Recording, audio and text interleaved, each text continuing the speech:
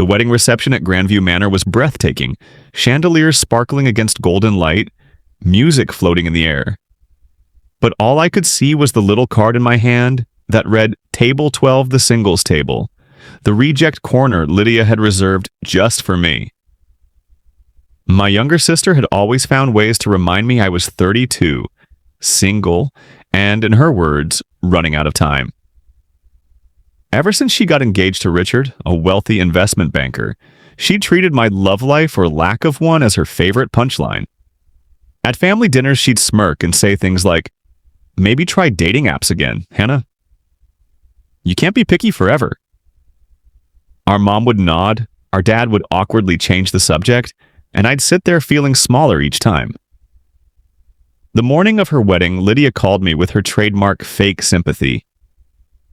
"Hannah, I know today might be hard for you," she said sweetly. "Just try not to look too miserable in the photos, okay? And please don't spend the whole night talking to the bartender like you did at Joanne's wedding." That should have been my warning. When I arrived at the hall in my carefully chosen navy dress, Marion, Lydia's maid of honor, met me with a clipboard and that particular smile people use before delivering bad news.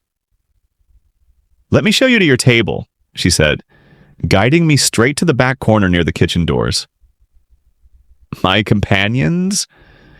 A handful of Lydia's single co-workers who barely noticed me, and our great-aunt Janet, who spent the evening asking if I'd considered lowering my standards.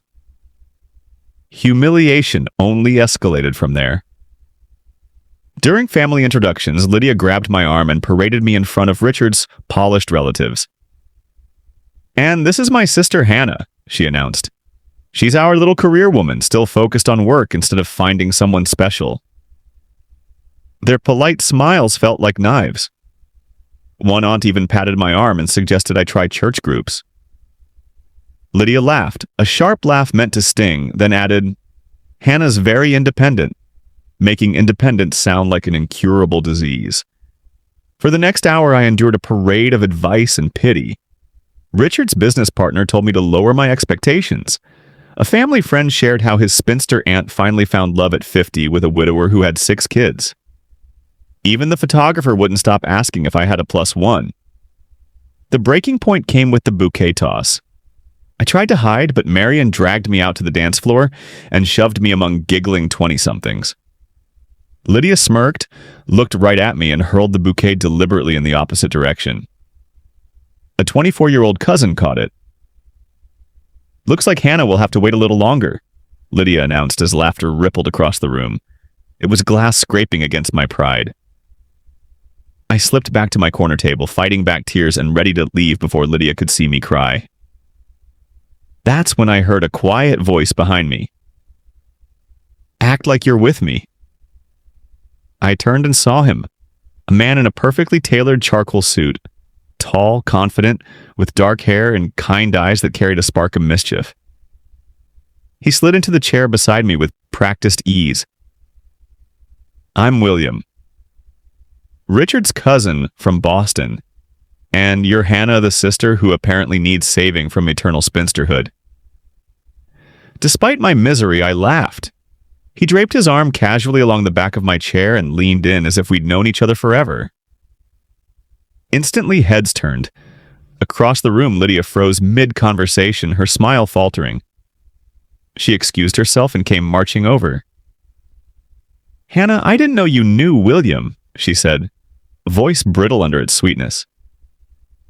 "Old friends," William replied smoothly, his hand brushing mine. "We lost touch, but you know how these things go." Lydia's eyes narrowed.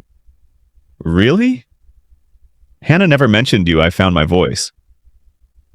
"I like to keep my private life." Private? The irony wasn't lost on me after spending all night being paraded as the pathetic single sister. I was suddenly the one holding the cards. Lydia stalked off, unsettled, and for the first time all evening, I felt something shift. William wasn't done. He brought me drinks, laughed at my jokes, and asked thoughtful questions about my life. He listened in a way that made me forget the humiliation. When he invited me to dance, I accepted without hesitation. His hand rested lightly on my waist as we swayed across the floor, and I noticed every eye watching us. But instead of feeling exposed, I felt protected. "Your sister is watching," William murmured. "I know," I said, smiling. "She looks like she's going to explode." "Mission accomplished," he grinned. That's when Lydia stormed over again, dragging Richard in tow. "Mind if I cut in?" she asked, voice strained under her wedding smile. "Actually, yes," William said firmly. "We're having a moment." Her eyes widened. Richard shifted awkwardly. "William didn't stop there? From what I've seen, you've been more interested in broadcasting Hannah's love life than supporting her? Maybe treat her with the respect she deserves." Lydia's face cracked, her confidence dissolving. For once, she was the one who looked small, and suddenly I wasn't invisible anymore. After that moment, everything shifted. At dinner, William casually requested our seats be moved, claiming he needed to be closer to the kitchen for dietary reasons. The staff obliged immediately, and suddenly we were front and center, no longer tucked away at the reject table. From that vantage point, everyone could see us laughing, leaning close, talking like a couple who belonged together. Lydia's friends, who had ignored me earlier, suddenly wanted to introduce themselves. Richard's relatives, who had pitied me hours before, now looked at William with recognition and respect. Even Mrs. Wellington, the aunt who'd told me to join a prayer circle, asked eagerly about William's family. When she discovered he was a Harvard MBA and a tech entrepreneur, her attitude toward me flipped completely. "Hannah, you dark horse," she said. "You never mentioned you were seeing someone so accomplished." I smiled without correcting her, but the sweetest moment came during the garter toss. Richard was ready to throw it when William stepped forward with quiet confidence. "Wait," Lydia blurted, her panic impossible to hide. "William, you're not single." He looked at me, then back at her, calm and deliberate. "Actually, I am. Hannah and I are just taking things slow." The garter landed straight in his hands. By tradition, he was supposed to place it on the woman who caught the bouquet, but that cousin had already left. "Looks like we need a volunteer," the DJ announced. The crowd erupted when I sat in the chair. William knelt in front of me and slid the garter onto my leg with gentle precision. The room roared with cheers, but all I felt was a current of energy between us that didn't feel staged. Lydia's expression, tight and furious, was the cherry on top. Later, when the evening wound down and William walked me to my car, the quiet of the parking lot felt surreal after such a whirlwind. "Thank you," I told him. "I know tonight was just an act, but you saved me from the worst humiliation of my life."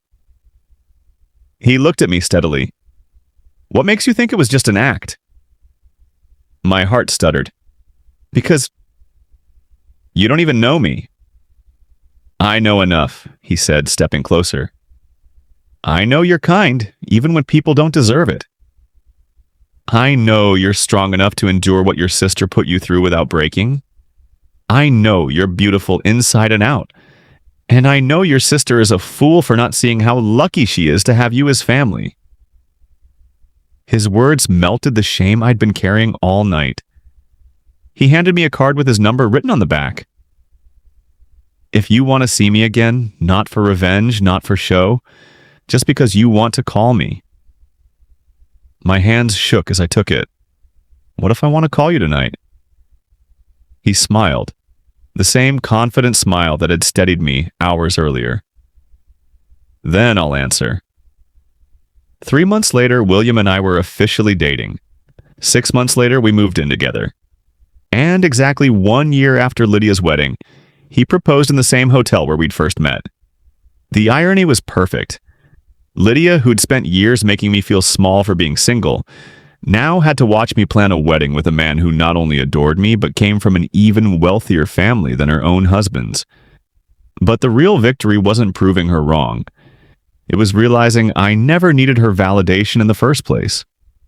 William showed me what respect and love truly look like, and I promised myself I'd never accept less again.